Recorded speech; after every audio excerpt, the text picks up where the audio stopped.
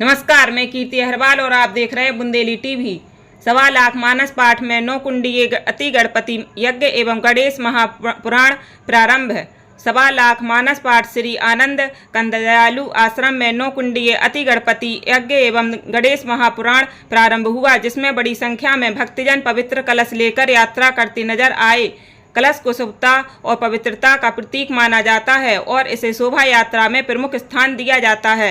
9 कुंडीय अति गणपति यज्ञ एक धार्मिक अनुष्ठान है जिसमें भगवान गणेश की पूजा और हवन किया जाता है। इस यज्ञ में 9 हवन कुंड होते हैं और यज्ञ का उद्देश्य भगवान गणेश की कृपा प्राप्त करना होता है।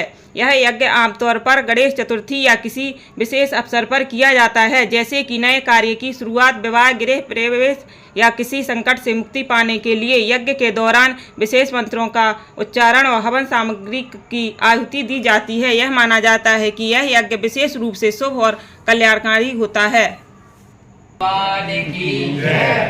अति गणेश महायज्ञ 11 दिवसीय 108 ब्राह्मणों के सानिध्य में, जिसमें गणेश अथर्व शीर्ष के 1.25 लाख पाठ होंगे, साथ में 1.25 लाख आहुतियाँ और भगवान गणेश का अर्चन, जो कि दूबा से होता है, तो 1.25 लाख दूरबा से अर्चन होगा।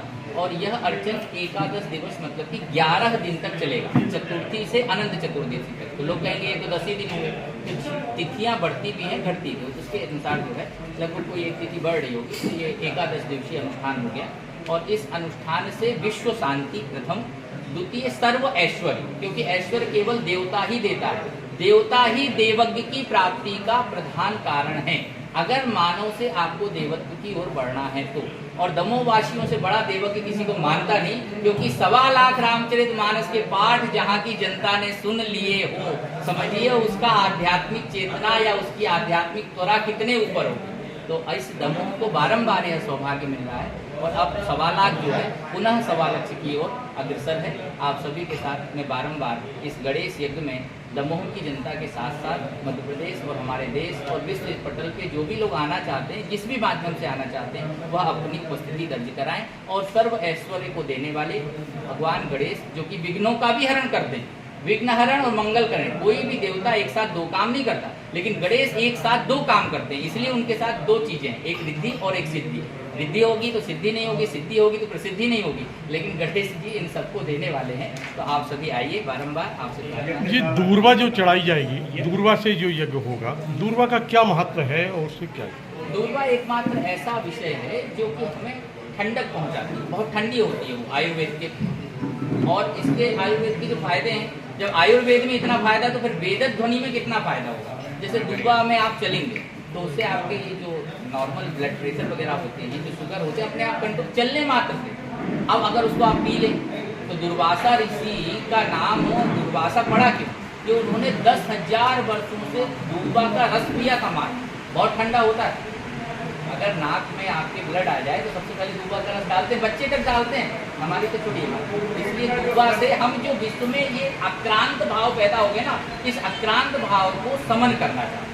यज्ञशाला ये इसलिए है क्योंकि यज्ञशाला एक मंजिल ही होती है, चाहे वो चारे की बनाए, चाहे हम पान के पत्ते की बनाए, चाहे केले के पत्ते की बनाए, लेकिन यह जो है वास्तु शास्त्र में बताया गया है कि हमारे 3 गुण, सतोगुण, रजोगुण, तमोगुण, तो उन 3 चीजों की समयावस्था कैसे हो सकती है, तीनों सम कैसे हो सकते हैं। तीनों में से अगर एक भी बिगड़ जाए, जैसे बात बढ़ जाए तो परेशानी, पित्त बढ़ जाए तो परेशानी, कफ बढ़ जाए तो खांसी आना लगे, बोलना मुश्किल हो जाए, तो इन तीनों चीजों की सम अवस्था के लिए 3 मंजिल तो लगभग बैठने की व्यवस्था है, जिसमें 1008 तो ऐसे ही सामान्य तौर से पंडित बैठ सकते हैं, जो कोटि अर्चन यज्ञ के हिसाब से बनी हुई है। अभी हम अति यज्ञ कर रहे हैं, जिसकी 4 विशेषताओं में बता चुका हूँ। इस अति यज्ञ के अंतर्गत 108 ब्राह्मण बैठ रहे हैं। तो पहला तल पे नीचे जो होता है, यज्ञ कुंड हमेशा नीचे होता है, उसको पृथ्वी में ही होना पड़ेगा, हवा में कुंड नहीं हो सकता, क्योंकि उसके लिए भूमि की आवश्यकता है। भूमि जो है 5वां तत्व, हम सबका आधार भूमि है, इसलिए पूजा शुरू करने से पहले भूमि मंत्र होता है। सुबह उठते पहले हम भूमि मंत्र पढ़ते हैं, तो वह जो भूमि है वह जमीन में होगी तभी कुंड। आप सोचो कि हवा में कुंड बनाओ तो नहीं हो सकता, लेकिन भूमि में कुंड जरूर होगा, लेकिन उसका प्रभाव जो है वो पूरे वायुमंडल में होगा। वायुमंडल मतलब आकाश मंडल में होगा, तभी होगा जब वो नीचे होगा। अगर वो ऊपर होगा तो प्रभाव आपका वैज्ञानिक तौर से गलत हो जाएगा। अब इसके ऊपर दूसरा तल जो है उस पर अर्चन होगा भगवान का। और जो तीसरा तल है उस पर पाठ होगा, पाठ, अर्चन और हवन।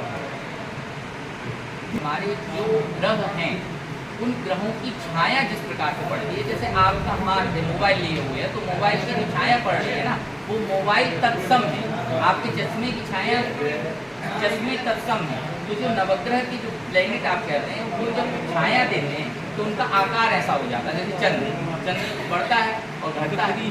व्रत की तमाम एक कुंड है पूर्णिमा, लेकिन अर्धव्रत भी है क्योंकि अष्टमी को आप भूल जाते हैं, तो अर्धचंद्राकार भी कुंड है। इसी तरह होम जो है वो त्रिकोण है, तो वो मंगल की